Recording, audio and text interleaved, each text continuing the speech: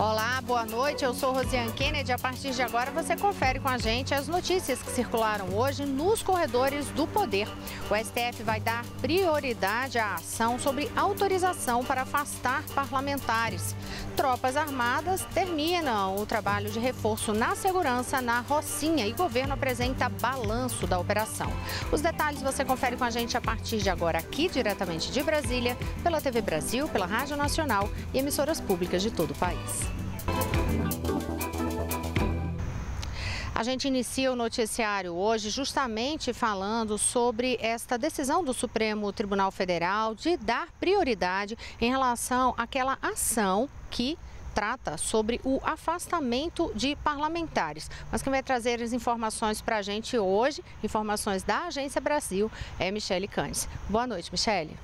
Olá, Rosiane, boa noite a todos.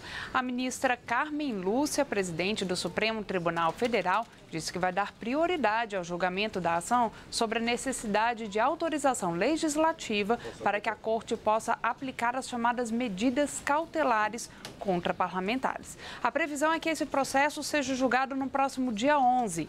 Esse tema mobilizou o Judiciário Legislativo depois da decisão tomada pela primeira turma do STF nesta semana de afastar o senador Aécio Neves do exercício do mandato e também impor a ele o recolhimento domiciliar noturno. O afastamento e o recolhimento são medidas cautelares descritas como alternativa à prisão preventiva. Após ser notificado, o Senado aprovou nesta quarta-feira um requerimento de urgência para que o plenário revise a decisão sobre o afastamento de Aécio. A votação deve ocorrer na próxima semana. Rosiane. Obrigada, Michele Canes. E olha, em relação a isso, Mariana Jungmann, que está aqui ao meu lado, traz outras informações também, porque ontem à noite, né, Mari, logo depois, ali no horário do jornal, na sequência, o senador Aécio Neves falou sobre o assunto, divulgou uma nota, o que ele disse?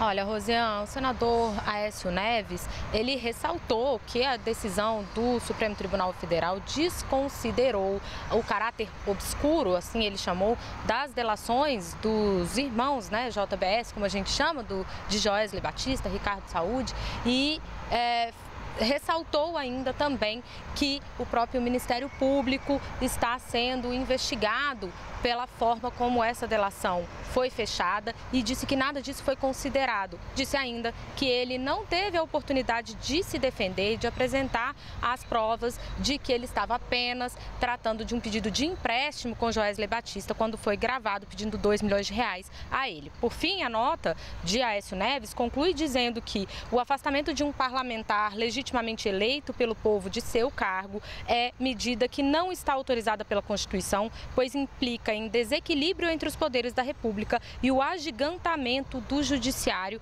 Foi assim que disse Aécio Neves nessa nota, viu, Rosiane? E nos bastidores ali, nos corredores, já se diz que pode ser que na semana que vem o Senado decida adiar novamente essa votação para avaliar a decisão do Judiciário diante dessa decisão da ministra Carmen Lúcia de marcar um julgamento sobre esse assunto. É importante só explicar por que isso, né? Essa possibilidade de adiar a decisão lá no Senado, que é o que se fala internamente ali nos corredores do Congresso para evitar uma crise institucional, porque aí se o Senado toma uma decisão diferente do que foi a princípio essa liminar do Supremo, ou depois o Supremo muda, então a ideia é esperar um pouco para poder depois saber sem gerar uma crise institucional. Uma forma de tentar tomar uma postura ponderada, vamos dizer exatamente. Assim, né? Agora, outros assuntos, a gente sempre na sexta-feira faz um balanço da semana, hoje vai ser rapidinho, porque basicamente teve este tema no Congresso Nacional, essa questão do senador Aécio Neves, do PSDB.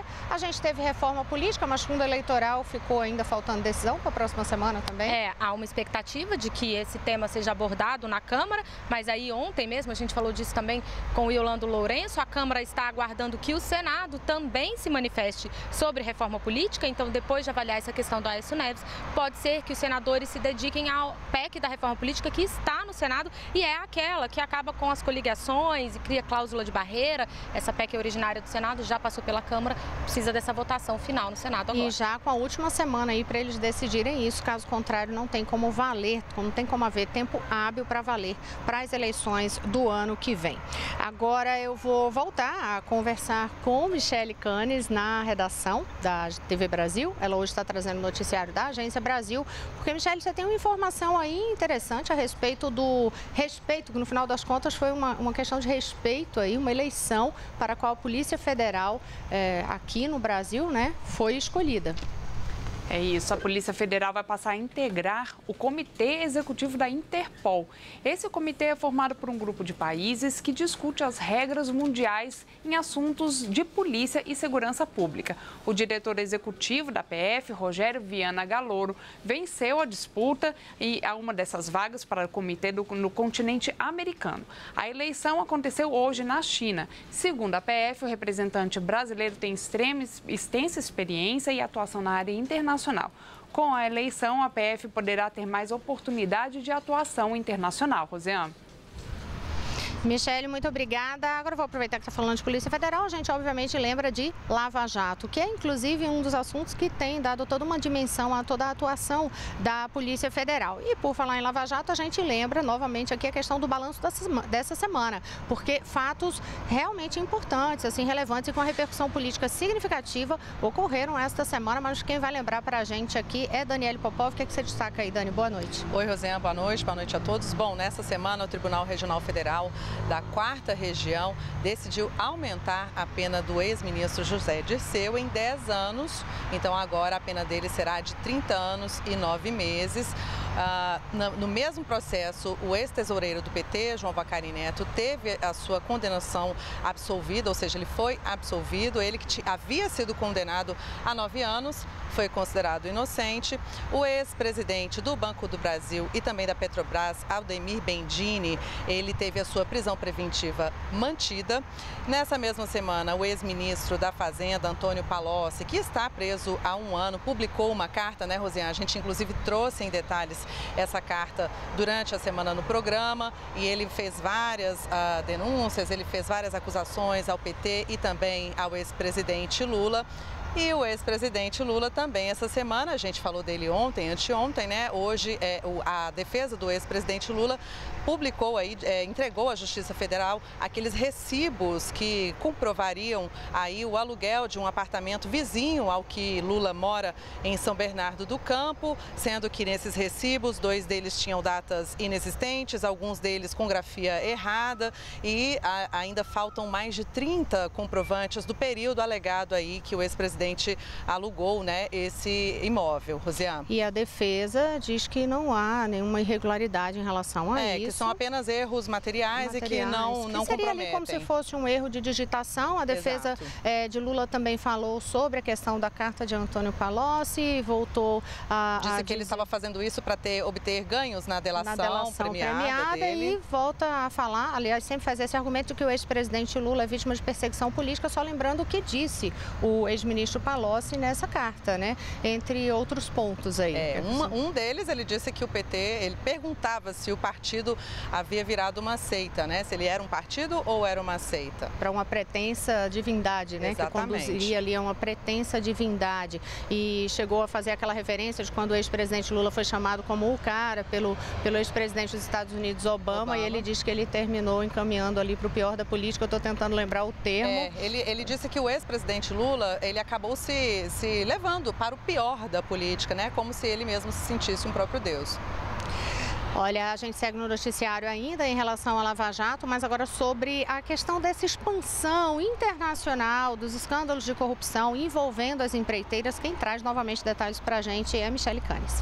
Pois é, Rosiane, agora a gente vai falar um pouquinho da questão da Lava Jato no Peru, em outro país. Um juiz decretou hoje 18 meses de prisão preventiva contra Victor Munhoz Cuba, que é aí acusado de estar envolvido na propina de mais de 6 milhões de dólares da Odebrecht, paga ao ex-vice-ministro de Comunicações, Jorge Cuba. A propina foi paga para a construção da linha 1 do metrô de Lima. De acordo com a denúncia, o condenado, que é primo do ex-vice-ministro, realizou a transferência do valor por meio de uma empresa empresa da qual ele é representante. As obras da linha 1 do metrô de Lima começaram na primeira gestão do ex-presidente Alan Garcia e terminaram na segunda gestão dele. Mas as ampliações estão atualmente em construção com outras companhias. Rosiane. Obrigada, Michele Canes. Eu vou aproveitar que a gente está falando de cenário internacional, mas para falar um pouco de política, mais especificamente para saber a situação da Catalunha. Vamos conferir aí como é que está toda a polêmica em relação à tentativa de tornar independente. Vamos acompanhar. Uma caixa de plástico branca com a logo do governo catalão. É a urna do referendo que está dividindo a Espanha. Foi fabricada por uma empresa chinesa e apresentada hoje pelas autoridades catalãs, que garantiram: no domingo haverá 2.315 postos eleitorais para receber mais de 5.300.000 eleitores. Eles vão decidir se a Catalunha deve se tornar independente da Espanha. O referendo foi declarado ilegal pela Corte Constitucional Espanhola e o governo central de Madrid age para tentar impedir que a votação aconteça. Ontem, a polícia apreendeu cerca de 3 milhões de cédulas. No total, 12 milhões já foram recolhidas. A Agência Estatal de Proteção de Dados advertiu que as pessoas que forem trabalhar nas mesas de votação estão expostas a multas que podem chegar a 600 mil euros, mais de 2 milhões de reais. Segundo a agência, os dados privados dos eleitores estariam expostos de forma irregular, já que o processo não foi autorizado. Os defensores do referendo também se organizam. Estudantes planejam ocupar locais de votação para impedir que eles sejam fechados. A convocação diz: à noite, festa do pijama. No domingo, referendo. Ontem, milhares de estudantes foram às ruas em favor da consulta.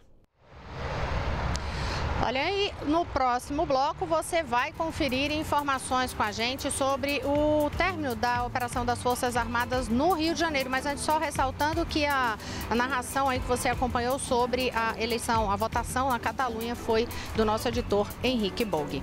No próximo bloco a gente volta com outras informações, é daqui a pouquinho. Eu volto já.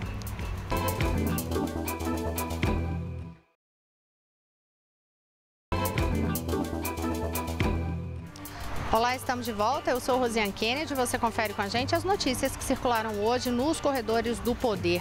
Uma das principais informações de hoje é em relação ao término da operação das Forças Armadas na Rocinha.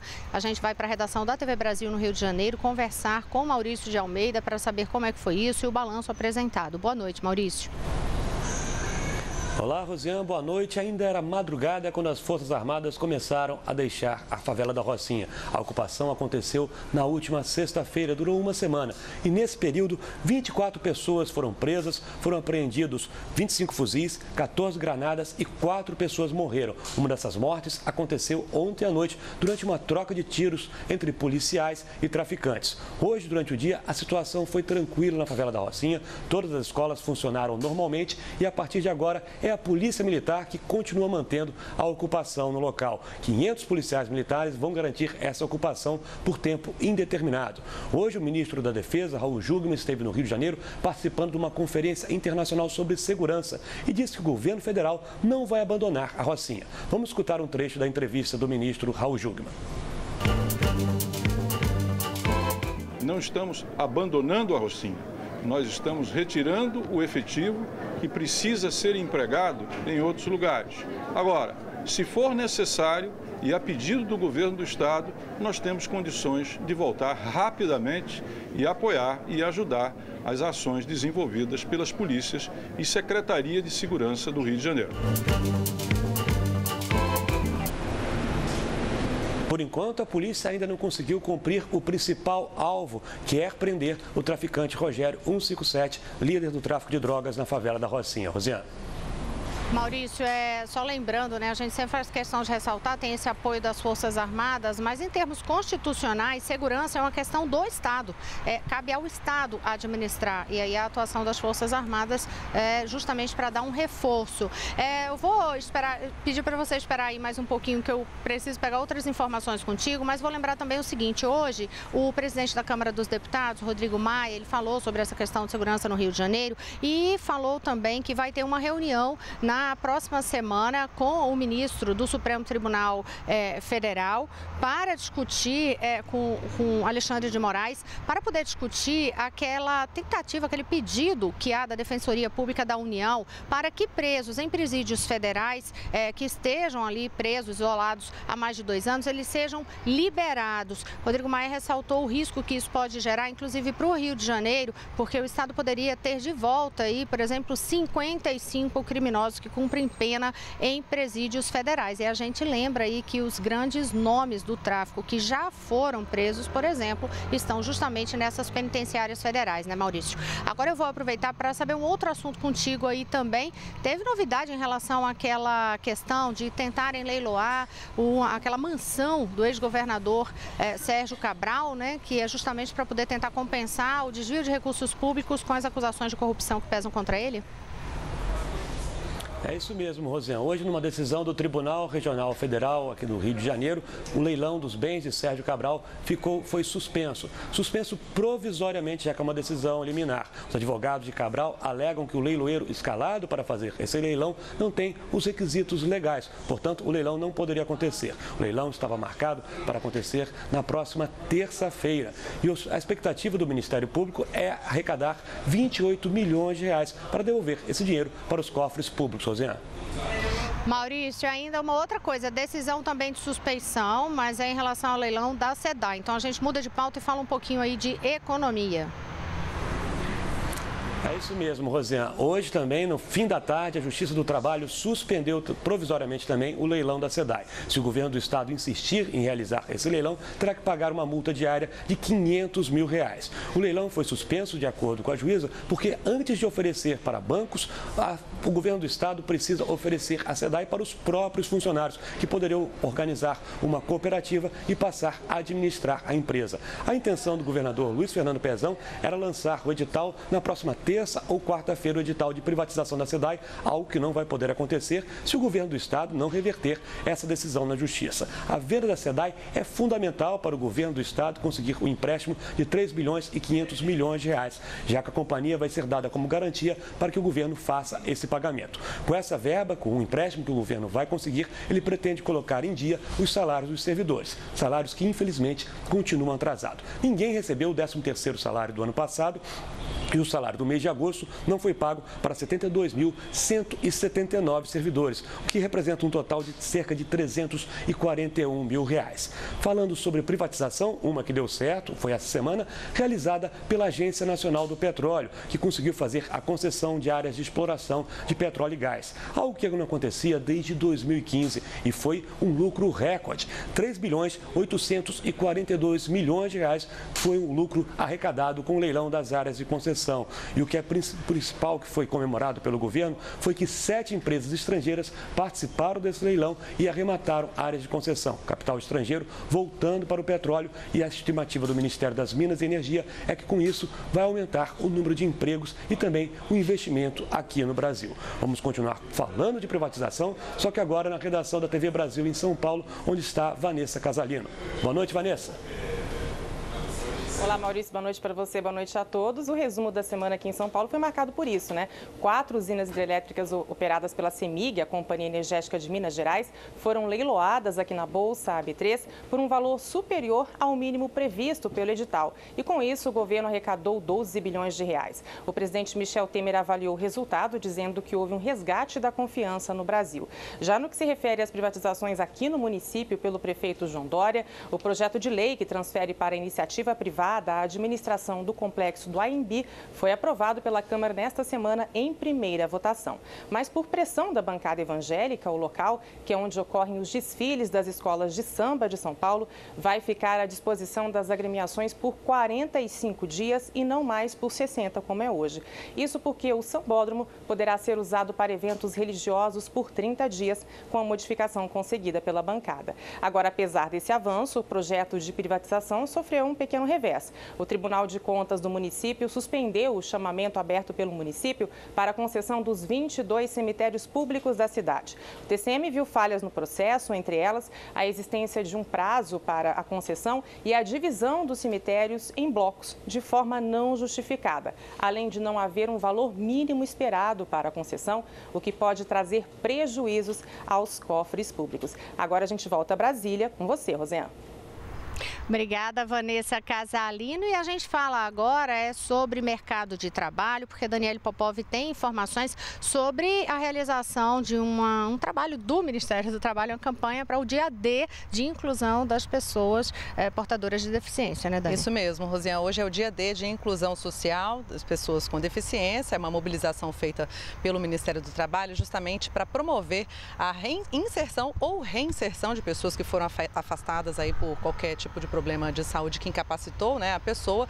Então, durante todo o dia hoje, as superintendências regionais do trabalho deram orientações a essas pessoas, fizeram atendimentos, ofertas de emprego e também colocaram em contato pessoas com deficiência e possíveis empregadores. Na verdade, a intenção do Ministério é facilitar o encontro entre pessoas com deficiência e as empresas que precisam cumprir as cotas de inclusão nas suas organizações.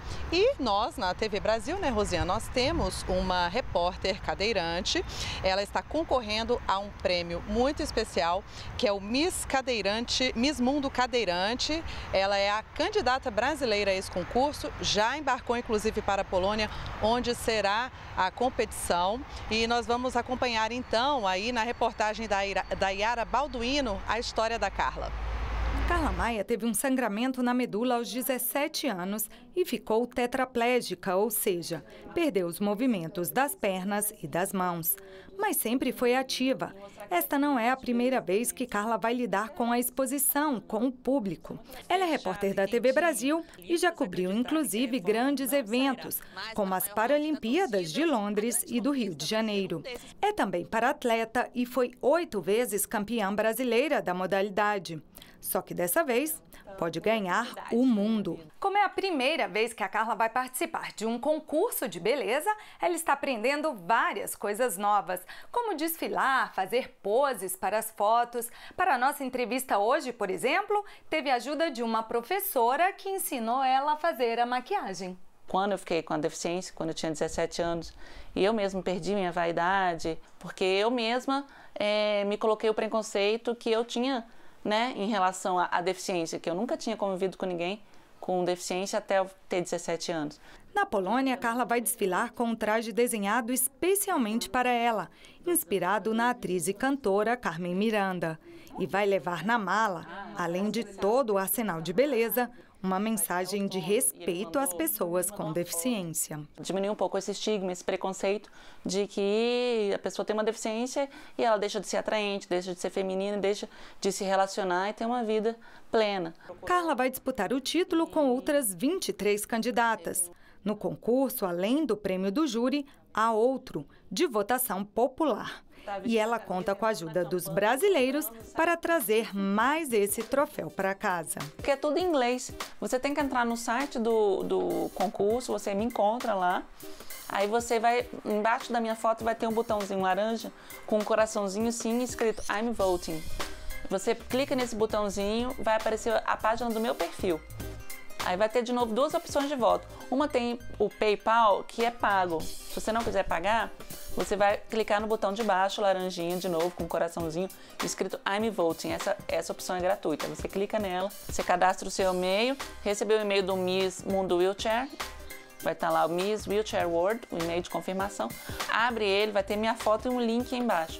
Clica nesse link, aí vai aparecer voto adicionado. Mas tem que votar todo dia, não é só uma vez por dia, até dia 6 de outubro. E aí vamos lá, vamos botar o Brasil aí nas cabeças.